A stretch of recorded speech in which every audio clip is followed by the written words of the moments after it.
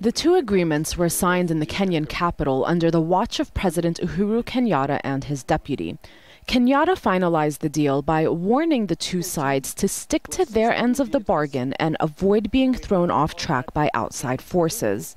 I wish to remind you, as leaders of the people of the Central African Republic, you must never forget and you must always be guided by the fact that your principal interest is the well-being, first and foremost, of the people of the Central African Republic. It's been a long road to a peace settlement between the mostly Muslim Seleka and the mainly Christian anti-Balaka. In 2013, the Seleka overthrew the government in the Central African Republic. Then President Francois Bozize was forced to leave, and rebel leader Michel Djotodia declared himself the first Muslim president of CAR. He announced a dissolution of the Seleka, but many of the fighters refused to disband. Enter the anti-Balaka, a group widely seen as coming to the capital, Bangui, to fight the Seleka group and kick out the government of Djotodia.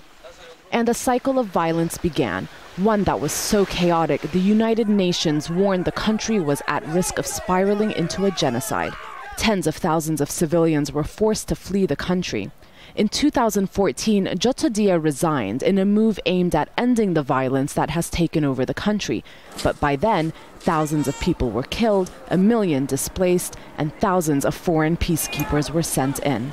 There are those who question the ability of the warring groups to actually enforce the deal.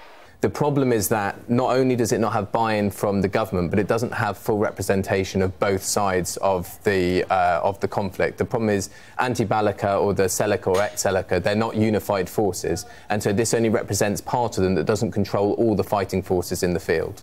But for those taking part in the signing of Wednesday's peace agreement, it's seen as a step in the right direction, one that will help the Central African Republic form a democratic government that caters to the interest of all of its people.